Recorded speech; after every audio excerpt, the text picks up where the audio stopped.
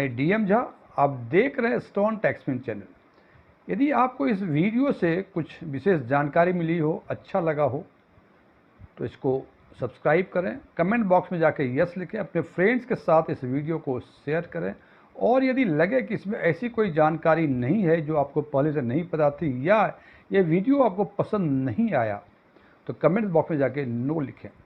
और यदि आपकी रुचि बैंकिंग, इन्वेस्टमेंट, खासकर म्यूचुअल फंड इन्वेस्टमेंट और डायरेक्ट टैक्सेशन में है, और अभी तक आपने मेरे चैनल को सब्सक्राइब नहीं किया है, तो मेरे चैनल को सब्सक्राइब करें और ऑल बटन पे क्लिक करें, ताकि हमारे सभी नए वीडियो की नोटिफिकेशन आपको लगातार मिलती रहे। मैं जो इस बात पे एम्फेसिस देता हूँ कि आप कमेंट बॉक्स में जाके यस या नो लिखें, इसका एक ही तात्पर्य है या एक ही उद्देश्य कह सकते हैं कि मैं ये जान सकूं कि जो वीडियो मैं अपने व्यूअर्स के लिए बनाया करता हूं वो उनके लिए उपयोगी है या उपयोगी नहीं है। नमस्कार।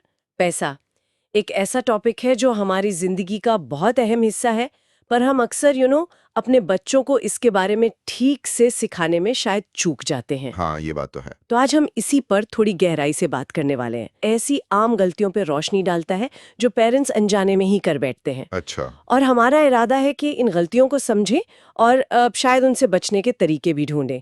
क्योंकि देखिए, हो सकता है हम खुद भी पैसों के मामले में एकदम परफेक्ट ना हो, हमारी अपनी आदतें हों, पर सच तो यही है ना कि जब तक कोई फॉर्मल फाइनेंशियल एजुकेशन नहीं मिलती, बच्चे पैसे के बारे में सबसे पहले हमसे ही सीखते हैं। चलिए समझते हैं कुछ आम लेकिन जरूरी बातें जिनसे बचा जा सकता है। तो सबसे पहली और शायद सबसे कॉमन गलती जो दिखती है वो है कथनी और करनी में फर्क।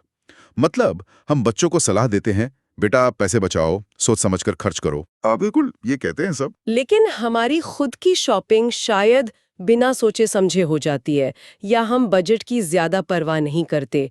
अब बच्चे जब ये देखते हैं, ये दोहरापन, तो उनके मन में कंफ्यूजन तो होगा ही ना पैसे की वैल्यू को लेकर। जरूर होगा। वो सोचेंगे अगर बचत इतनी जरूरी है तो मम्मी पापा खुद क्यों नहीं कर रहे। हाँ, और इसका असर सिर्फ पैसे तक नहीं रहता है ना।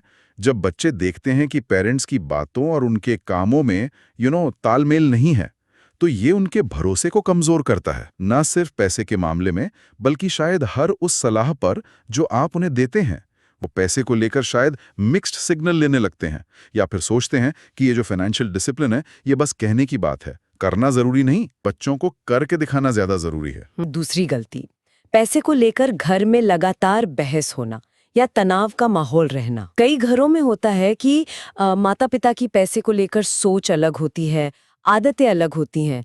कोई ज्यादा बचाने वाला होता है, कोई थोड़ा खुलकर खर्च करना चाहता है, और फिर इस चक्कर में घर के खर्चों पर, इन्वेस्टमेंट पर, या कभी-कभी तो छोटी-छोटी बातों पर भी नोक-झोंक या सीरियस बहस हो जाती है। हाँ, और बच्चे ये सब देख रहे होते हैं, महसूस कर रहे होते हैं। हाँ, और इसका बच्चे के मन पर बहुत बहुत गहरा और नेगेटिव असर पड़ता है। जब बच्चा लगातार घर में पैसे को लेकर टेंशन, चिंता या लड़ाई देखता है, तो उसके मन में पैसे की इमेज ही डर और असुरक्षा से जुड़ जाती है। वो पैसे को प्रॉब्लम की जड़ मानने लगता है, बजाय इसके कि वो इसे सिक्योरिटी या सपनों को पूरा करने का एक साधन समझे। और बड़े होकर ऐसे बच्चे अक्सर या तो पैसे से जुड़े टॉपिक पर बात करने से बचते हैं, कतराते हैं, या फिर अपने रिश्तों में भी शायद वही पैटर्न दोहराने लगते हैं। यहाँ सोच का सुझाव बहुत प्रैक्टिकल है कि परिवार के तौर पर आप लोग मिलकर कुछ कॉमन फाइनेंशियल गोल्स तय करें और उनके बेसिस पर बचत और खर्च के कुछ बुनियादी नियम बना लें। जरूरी नहीं कि हर छोटे खर्चे पर बहस हो, अहम यह है कि बड़े फाइनेंशियल फैसलों पर एक म्यूचुअल अंडरस्टैंडिंग हो, और अगर असहमति है भी तो उसे बच्चों के सामने लड़ाई का रूप न दिया जाए। तीसरी गलती, बच्चों से पैसे के बारे में बात ही नहीं करते। खासकर हमारे इंडियन कॉन्टेक्स्ट में कई पेरेंट्स को लगता है कि बच्चों को इन बड़ों की बातों से या चिंताओं से दूरी रखना चाहिए, या सोचते हैं कि अभी बच्चे बहुत छोटे हैं, क्या समझेंगे।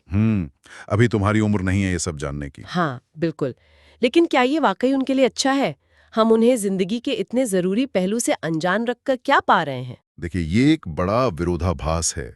हम बच्चों को अच्छी से अच्छी एजुकेशन देना चाहते हैं, अच्छे संस्कार देना चाहते हैं, पर पैसे जैसा जरूरी लाइफ स्किल उससे उन्हें दूर रखते हैं। सही।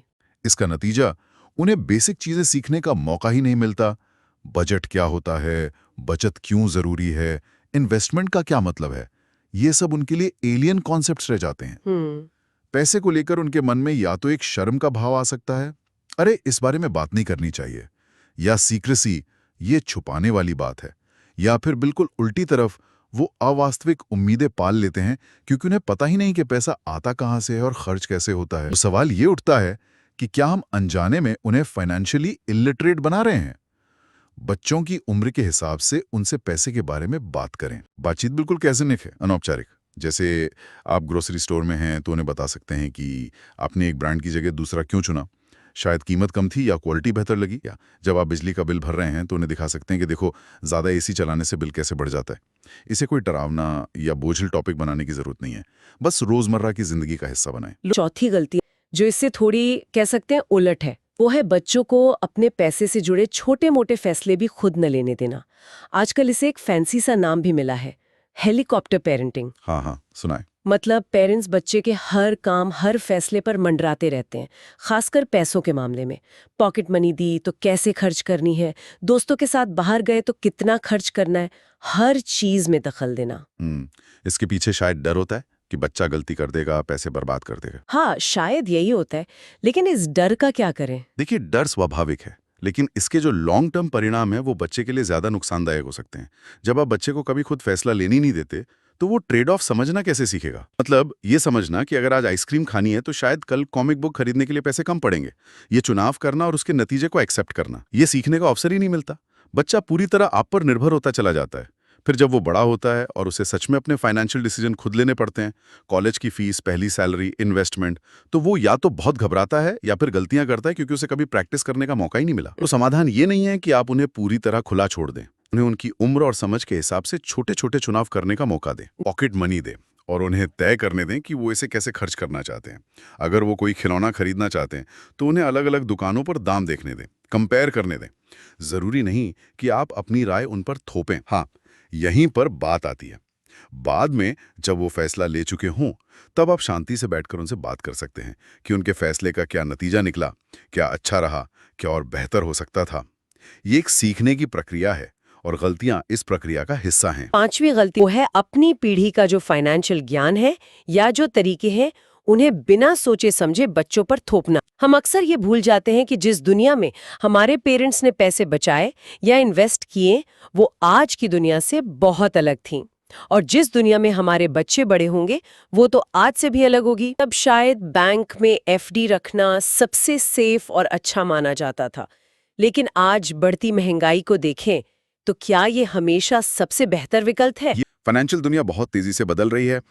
आज निवेश के जितने ऑप्शंस हैं, म्यूचुअल फंड्स हैं, एसआईपीज हैं, स्टॉक मार्केट है और भी बहुत कुछ, वो शायद पिछली पीढ़ी के लिए या तो थे ही नहीं या इतने आम नहीं थे। पुरानी स्ट्रैटेजीज जैसे सिर्फ सोना खरीदना या प्रॉपर्टी में इन्वेस्ट करना आज भी रेलेवेंट हो सकती हैं, लेकिन वो अकेली स्ट्रैटेजीज नहीं है। जब पेरेंट्स सिर्फ वही सलाह देते हैं जो उन्होंने अपने टाइम में सीखी थी और बच्चों को नए ऑप्शन समझने या ट्राई करने से रोकते हैं, तो वो अनजाने में उनकी फाइनेंशियल समझ और अडेप्ट करने की क्षमता को लिमिट कर देते हैं। ये भविष्य में उनके लिए नुकसानदायक हो सकता है कि बच्चों को जितने भी उपलब्ध फाइनेंशियल इंस्ट्रूमेंट्स हैं, मतलब पैसे बचाने और बढ़ाने के अलग अलग तरीके, उनके बारे में जानकारी जरूर दें। उन्हें बेसिक समझाएं, रिस्क के बारे में बताएं, लेकिन फाइनल फैसला लेने की आज़ादी उन्हें दें ताकि वो करंट माहौल और अपनी समझ के हिसाब से डिसीजन ले सकें।